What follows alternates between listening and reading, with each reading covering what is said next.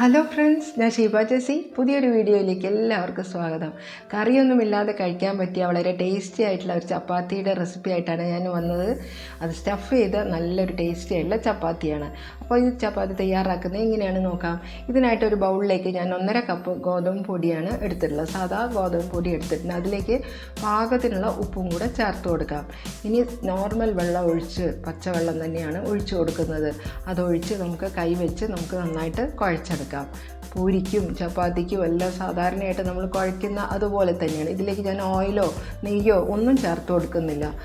അപ്പോൾ വെറും വെള്ളം മാത്രം ഒഴിച്ചു കൊടുത്ത് ഉപ്പും പാകത്തിനുള്ള ഉപ്പും കൂടെ ചേർത്ത് നമുക്ക് ഇതുപോലെ കുഴച്ചെടുക്കാം. കൈവച്ച് ഒന്ന് സോഫ്റ്റ് ആകാൻ വേണ്ടിയിട്ട് നമ്മൾ നല്ല പോലെ ഒന്ന് പ്രസ് ചെയ്തിട്ട് ഇതുപോലെ നമുക്കൊന്ന് കുഴച്ചെടുക്കാം. അപ്പോൾ ഞാനിത് പെട്ടെന്ന് തന്നെ കറിയൊന്നും ഇല്ലാത്തതുകൊണ്ട് ഉണ്ടാക്കിയ ഒരു ചപ്പാത്തിയാണ്. അപ്പോൾ നിങ്ങളുമായിട്ടൊന്ന് ഷെയർ ചെയ്യാമെന്ന് വിചാരിച്ചു. അപ്പോൾ ഇവിടെ ചപ്പാത്തിക്കുള്ള മാവ് ഞാനിവിടെ കുഴച്ചെടുത്തിട്ടുണ്ട്. ഇനി കൈ വെച്ച് നന്നായിട്ട് ഒന്നും കൂടെ ഒന്ന് അമർത്തി കുഴച്ച ശേഷം നമുക്ക് ഇതിൽ നിന്നും നമുക്ക് ബോൾസ് ഉണ്ടാക്കിയെടുക്കാം. ഇനി ഇത് ഏകദേശം ഒരു 20 മിനിറ്റ് നേരം ഞാനിത് മാറ്റി വെക്കുന്നുണ്ട്. ആ സമയം കൊണ്ടാണ് ഞാനിവിടെ ഫില്ലിങ് ഉണ്ടാക്കുന്നത്. ഞാൻ പൂരിയേക്കാൾ അല്പം കൂടെ വലുപ്പമുള്ള ഒരു മീഡിയം ചപ്പാത്തിയുടെ വലുപ്പത്തിലാണ് ഓരോ ചപ്പാത്തികളും ഞാൻ പരത്തിയെടുക്കുന്നത്. അപ്പോൾ അതിന് പാകത്തിനുള്ള ബോൾസാണ് നമ്മൾ ഉരുട്ടിയെടുക്കേണ്ടത്. വലിയ ചപ്പാത്തി ഉണ്ടാക്കി കഴിഞ്ഞാൽ അതിൽ ഒത്തിരി ഫില്ലിങ്സ് വെക്കേണ്ടി വരും. അതുകൊണ്ട് ഒരു മീഡിയം ചപ്പാത്തിയുടെ വലുപ്പത്തിൽ നമുക്ക് ഉരുട്ടി അവിടെ മാറ്റി വയ്ക്കാം. ഇനി ഫില്ലിങ്സ് തയ്യാറാക്കാനായിട്ട് ഒരു കടായിലേക്ക് ഞാൻ 1.5 ടേബിൾ സ്പൂൺ എണ്ണ ഒഴിച്ച് കൊടുത്തിട്ടുണ്ട്. ഒരു സവാള അരിഞ്ഞിട്ട് കൊടുത്തിട്ടുണ്ട്. അതിലേക്ക് 1 ടേബിൾ സ്പൂൺ ഇഞ്ചി വെളുത്തുള്ളി ചതച്ചതും 2 ചെറിയ പച്ചമുളകും കൂടിയാണ് അരിഞ്ഞിട്ട് കൊടുത്തിട്ടുള്ളത്. അപ്പോൾ ഇത് നന്നായിട്ട് നമുക്കിതൊന്ന് വഴറ്റി കൊടുക്കാം. ഇത് നന്നായിട്ടൊന്ന് വഴന്ന് വരുമ്പോൾ നമുക്ക് ഇനി ഇതിലേക്ക് പൊടികളാണ് ചേർത്ത് കൊടുക്കേണ്ടത്. ഫ്ലെയിം ഒന്ന് താഴ്ത്തി വെച്ച ശേഷം പൊടികൾ ചേർത്ത് കൊടുക്കാം. ഞാൻ 1/4 ടീസ്പൂൺ മഞ്ഞൾപ്പൊടിയും 1/2 ടീസ്പൂൺ മുളക് പൊടിയും മല്ലിപ്പൊടിയും 1/2 ടീസ്പൂൺ വീതമാണ് ചേർത്ത് കൊടുക്കുന്നത്. ഇനി ഇതിലേക്ക് അതുപോലെ തന്നെ 1/2 ടീസ്പൂൺ ഗരം മസാല പൗഡറും 1/2 ടീസ്പൂൺ കുരുമുളക് പൊടിയും കൂടെ ചേർത്ത് കൊടുത്തിട്ടുണ്ട്. അപ്പോൾ ഏതിൻ്റെ ഫ്ലേവറാണോ നിങ്ങൾക്ക് മുന്നോട്ട് നിൽക്കേണ്ടത് അതിനനുസരിച്ച് ചേർത്ത് കൊടുക്കാം. ഇനി ഈ ഫില്ലിങ്ങിലേക്കുള്ള ഉപ്പും കൂടെ ഇട്ട് കൊടുക്കണം. ഇനി എല്ലാം കൂടെ നന്നായിട്ടൊന്ന് വഴന്ന് വരുമ്പോൾ അതിലേക്ക് ചെറിയൊരു തക്കാളി കൂടെ ചെറുതായിട്ട് അരിഞ്ഞിട്ട് അതിലേക്ക് ഇട്ട് കൊടുക്കുന്നുണ്ട്. കൂടെ തന്നെ ഒരു പിടി മല്ലിയിലയും കൂടെ ഇട്ട് കൊടുക്കുന്നുണ്ട്. മല്ലിയില വളരെ പൊടിയായിട്ട് അരിഞ്ഞിട്ട് വേണം മല്ലിയില ഇട്ട് കൊടുക്കാൻ.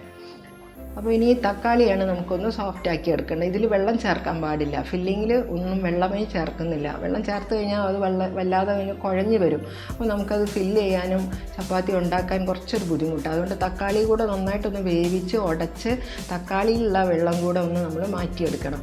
ഇനി അങ്ങനെ നല്ല ഡ്രൈ ആക്കി എടുക്കണം. ഞാനിവിടെ നേരത്തെ ഒരു 200 ഗ്രാം ബോൺലെസ് ചിക്കൻ ഒന്ന് കുരുമുളക് പൊടി ഉപ്പിട്ട് വേവിച്ചെടുത്തിട്ടുണ്ടായിരുന്നു. അപ്പോൾ ഇതിലെ വെള്ളമെല്ലാം നന്നായിട്ട് വറ്റി വന്ന ശേഷം ഇതൊരു മിക്സിയുടെ ജാറിലിട്ട് ഒന്ന് പൾസ് ചെയ്തെടുക്കുന്നുണ്ട്. അപ്പോൾ ഇതുപോലെ നല്ല ഗ്രേറ്റ് ആയിട്ട് കിട്ടും. അപ്പോൾ അതുകൂടെയാണ് ഇതിലേക്ക് ചേർത്ത് കൊടുക്കുന്നത്. ചിക്കനാണ് ഇതിലെ മെയിൻ താരം. അപ്പോൾ അതുകൂടെ അതിലേക്ക് ഇട്ട് കൊടുത്ത് അതിലെ വെള്ളത്തിൻ്റെ അംശം എന്തെങ്കിലും ഉണ്ടെങ്കിൽ അതൊന്ന് ഡ്രൈ ആയിട്ട് വരാൻ വേണ്ടിയിട്ട് നമുക്ക് നന്നായിട്ടൊന്ന് ഇളക്കി കൊടുക്കാം. ഈ സമയത്ത് ഉപ്പും എരിവും ഒക്കെ ഒന്ന് പാകമാക്കി കൊടുക്കാം. എരിവ് കൂടുതലായിട്ട് വേണമെങ്കിൽ കുറച്ച് കുരുമുളക് പൊടി ചേർത്ത് കൊടുക്കാവുന്നതാണ്. അപ്പോൾ നന്നായിട്ടൊന്ന് ഇളക്കി കൊടുത്താൽ ഇതുപോലെ നല്ല ഡ്രൈ ആയിട്ടുള്ള നമുക്കൊരു ചിക്കൻ ഫില്ലിങ് കിട്ടും. ഇനി ചപ്പാത്തി ഇതുപോലെ പരത്തിയെടുക്കാം. ചപ്പാത്തി പരത്തിയ ശേഷം അതിൻ്റെ നടുവിലായിട്ട് നമുക്ക് ഈ ഫില്ലിങ് കുറച്ചായിട്ട് ഇതുപോലെ വെച്ച് കൊടുക്കണം. ഫില്ലിങ് വെക്കുമ്പോൾ നടുവിൽ മാത്രമായിട്ട് വരാൻ ശ്രദ്ധിക്കണം. അരികുവശങ്ങളിലേക്ക് ഫില്ലിങ് നീങ്ങിപ്പോകരുത്. അഥവാ നീങ്ങിപ്പോയിട്ടുണ്ടെങ്കിൽ സ്പൂൺ ഉപയോഗിച്ചിട്ട് നമുക്കത് നടുവിലേക്ക് തന്നെ ഇതുപോലെ സെൻറ്ററിലേക്ക് ആക്കി വെക്കാം. അപ്പോൾ ഇനി നമ്മളിത് നല്ലപോലെ നമുക്ക് ആ പാകത്തിനുള്ള അധികമാകാനും പാടില്ല ഫില്ലിങ്. ഇനി അതിന് മുകളിലേക്ക് അതേ വലുപ്പത്തിൽ തന്നെയുള്ള ഒരു ചപ്പാത്തിയും കൂടെ വെച്ച് കൊടുക്കാം. ഇനി കൈവച്ചതായി അമർത്തിയ ശേഷം നല്ലൊരു ഷേപ്പ് കിട്ടുന്നതിന് വേണ്ടിയിട്ടാണ് ഞാൻ ഈ ട്രിക്ക് ചെയ്യുന്നത്. ആ ഒരു പാത്രം എടുത്ത് അമർത്തി കൊടുത്താൽ മതി.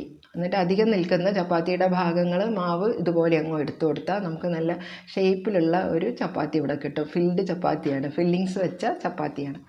അപ്പോൾ ഇതുപോലെ നമുക്ക് എത്രയാണോ നമുക്ക് ഫില്ലിങ്സ് ഉള്ളത് അതിനനുസരിച്ച് നമ്മൾ ചപ്പാത്തി ഉണ്ടാകും. ഒരു അപ്പം ഉണ്ടാക്കാൻ 2 ചപ്പാത്തിയാണ് ആവശ്യം. അപ്പോൾ അതനുസരിച്ച് നിങ്ങൾ ചപ്പാത്തികൾ ഉണ്ടാക്കി വെക്കുക. ഇനി നമുക്കിത് ദോശ തവയിലോ അല്ലെങ്കിൽ ചപ്പാത്തി തവയിലോ ഇട്ട് കൊടുത്ത് ഇരുവശവും ചുട്ടെടുക്കാം. മുകളിൽ നമുക്ക് നെയ്യോ ഓയിലോ എന്തെങ്കിലും ഒന്ന് പതുക്കെ സ്പ്രെഡ് ചെയ്ത് കൊടുക്കാം.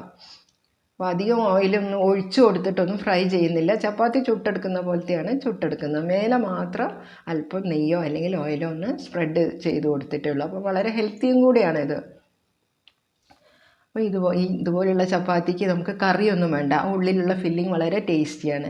ചിക്കന് പകരം നിങ്ങൾക്ക് എഗ്ഗ് സ്ക്രാമ്പിൾ ചെയ്തതും കൂടെ മിക്സ് ചെയ്തിട്ട് ഫില്ലിങ് തയ്യാറാക്കാം. അപ്പോൾ ഇത് വളരെ ടേസ്റ്റി ആയിട്ടുള്ള ഈ ചപ്പാത്തി എല്ലാവരും ഒന്ന് തയ്യാറാക്കി നോക്കണം. ഇഷ്ടപ്പെട്ടാൽ ലൈക്ക് ചെയ്യാനും ഷെയർ ചെയ്യാനും മറന്നു പോകരുത്. Thank you for watching.